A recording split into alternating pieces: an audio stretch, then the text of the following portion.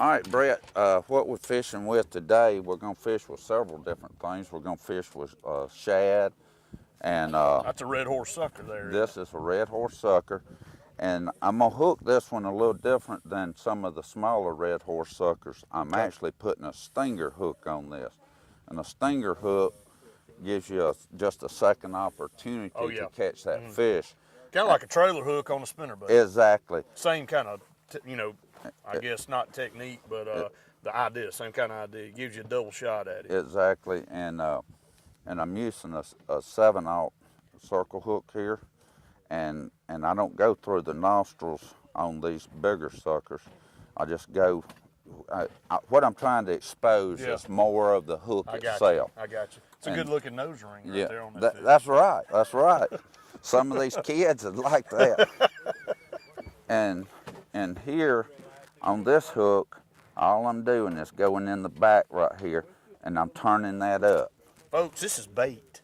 This is not, a lot of people would be happy to catch a fish that size. Right. This is bait. That tells you how big the fish are that we're going to be fishing for today, and these are huge fish. I actually caught a fish on this sucker day before yesterday. That's where the other striper hit this. A recycled live bait. A recycled live bait. He's like, man, what did I do to deserve? That's He already knows what that means, then, doesn't he? He knows.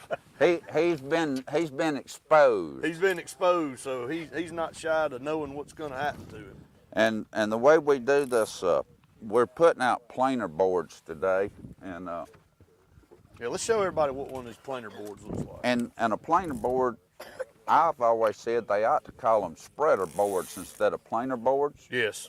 Because all they're doing is spreading your bait out. That's right. And you have a left and you have a right.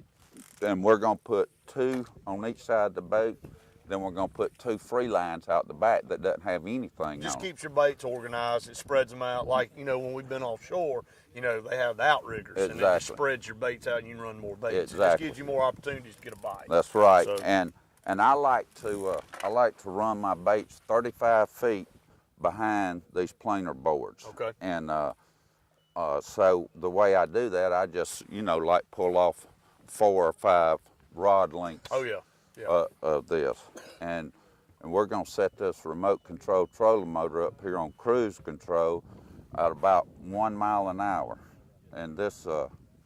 Isn't that amazing? I know we talked about this a couple years ago when we filmed the show, but that allows you to be so much more free instead of having to worry about getting up here and fooling with a trolling motor or foot control. You just got it right there strapped around your neck, and you can control the whole thing. Exactly, and this remote control right here, it shows you your speed.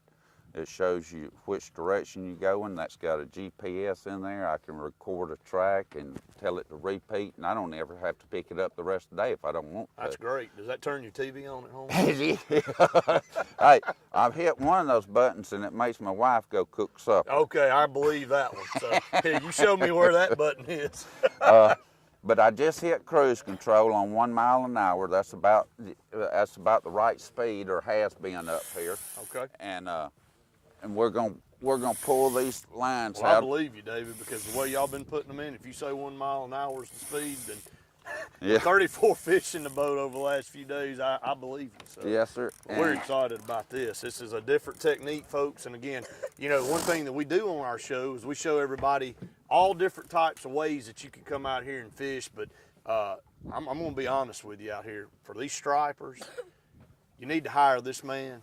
It really takes the load off you having to worry about trying to catch live bait, trying to get it in the right place. And we're going to show you electronics. We talk about how great electronics are and how important it is. Hey, look, you can just save yourself all that hassle and just call David Hare at Alex City Marine Striper Guide Service, 256-215-FISH, and you can catch fish like we're going to catch today. The way I rig these planer board lines is I put a glass bead on. I'm using 20-pound line here.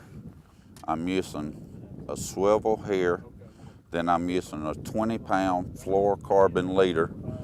And on this particular big bait that I'm using a 7/0 circle hook here.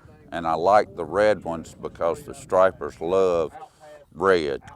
So this hook starts out red, and by the time you get through catching a few fish on it, it ends up turning gold, knocking the paint off.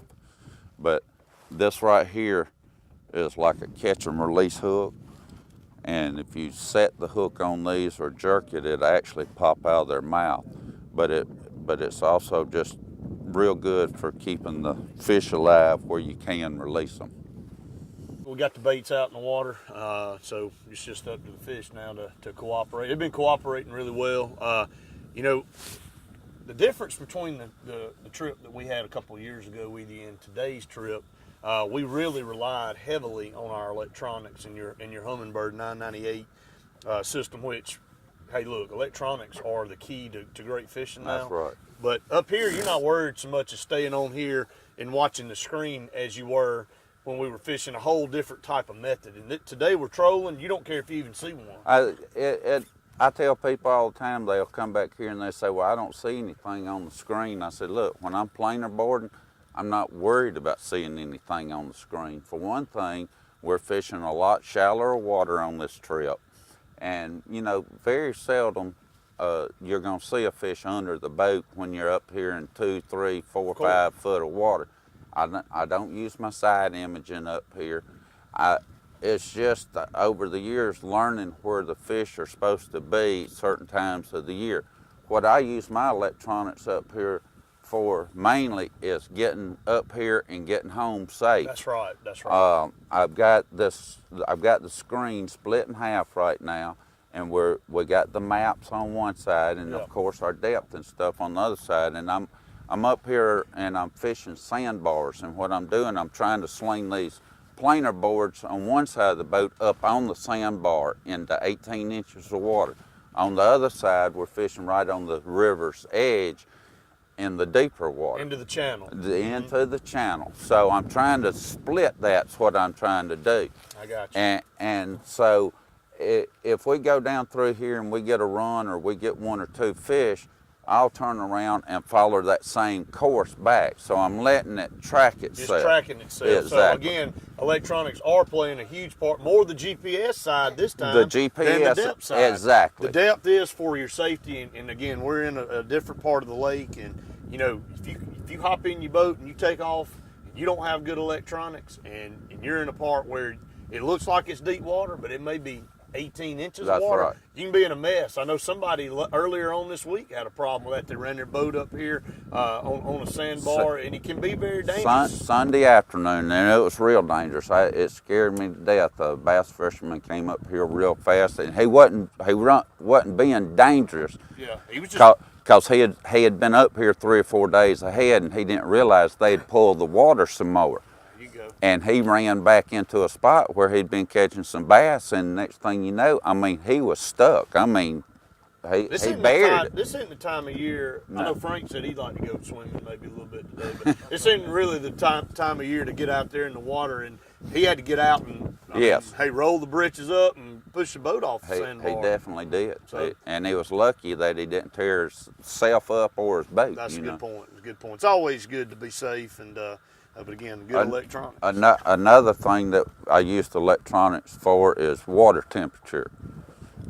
You know, doing this planer board this time of year, you want to be somewhere in the 50 to 60 degree water. Just like what we use them for as bass fishermen, we look at water temperature to decide, you know, if we need to be deeper, if we're, you know, is it time for the bass to spawn? Right. Because we have magic numbers that we know bass will move up and start spawning. With the same thing for stripers. You know what optimal temperatures are for different times of year. Correct. And speaking of spawning, and also a lot of these fish that I've been catching have had eggs in them, and I was a little shocked. I mean, they've been sort of acting like it's April. You know? It has been April. Yeah. It's actually been May and June. I thought we skipped out on a few months there because I think 20 plus days now over. You know, normal temperatures or above normal temperatures, and a lot of days it's been mid-70s. You're right. I mean, and you know, a lot of people walking around with shorts and t-shirts. We're not doing that today, but but of course you knew we were going to film a show today, so it dropped on back down into the 50s. So, that's right. But again, it's been crazy. So yeah, the fish kind of screwed up a little bit. Yeah. Joe, show them the different size hooks we're going to use on these free lines. We're going to be putting some real small bait on these free lines. That's a 1/0 hook right there. That is a circle hook, but it's only a 1/0, and we're using that to put on a real small bait, but it will also hold a real big fish. We got about a 20-pounder the other day on that hook right there.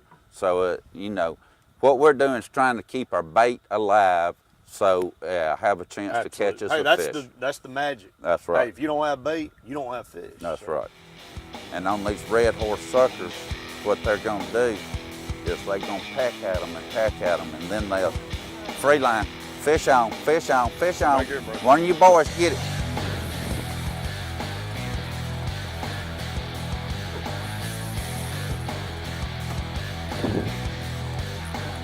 Hang in there with him, Luke. When he takes off and runs there, Luke, let him go. Okay, buddy? When that line strips out of there, you let him run. Yeah. There you go. That'd be a lot more comfortable for you. That's what to get the day started off over there, buddy. What you got on there, Luke? Luke, is that a mako shark you got on there?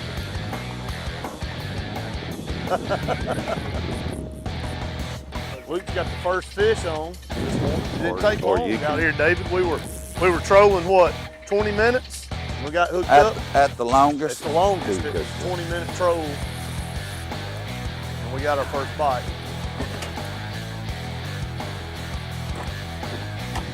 You doing good, Luke. He's coming right over here. Somebody stepped on that reel. Here we go, coming right here. He's still got something going right there. Oh man, Luke, look at that fish. Justin, you're getting a shot of that fish in the water.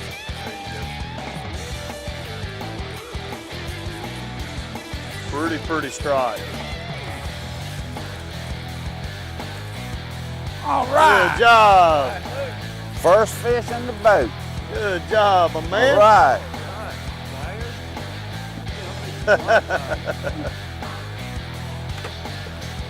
All right, Luke, look what this is, that little bitty circle hook Will's just showing why I got it. And look how he's got him. Don't hurt that fish at all.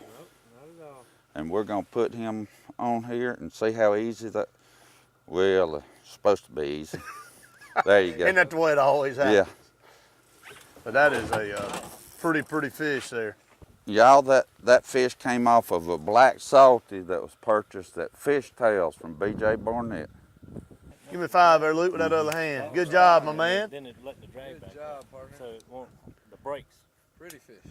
So now it's fine. Get it back. Fish, oh That's my God. It's a good one, dude. That's a good one. All right, Brayden. All right, Brayden, on, you Brayden. help him. All right, Brayden. That is a fish. It's a good one, dude. All right, we're All right, gonna here we have go, to man. do some bleeping because I'm gonna cuss. Well, we have a, We have a monster. Brayden, this is a big fish, okay? The way he hit it, I mean, this is a good one. All right, let him run. When he runs like that, let him run. What I do with my control? He's running in front of the boat. We're gonna probably have to chase him in a minute. Just keep getting that line, Brayden. You're doing exactly what you need to be Exactly. doing. Hold that tip up just a I'm little gonna bit. help you. You just reel. I Joe? got the rod. Yeah. If you'll move this hand up here to where mine is. Hey, there you go. There you go, my man. And when he gets that belt hooked up for you, Hey, but I've got it. You just keep reeling. Brayden, he doesn't even know he's hooked He yet. doesn't even know he's hooked up, brother. That's a nice one, Brayden. That's a good fish, That's brother. a nice fish. You and Luke knocking them out, brother. Joe's going. Come on, brother. You got something left in you? Right. Get him up here now. Don't let him whip you. All right, hold on.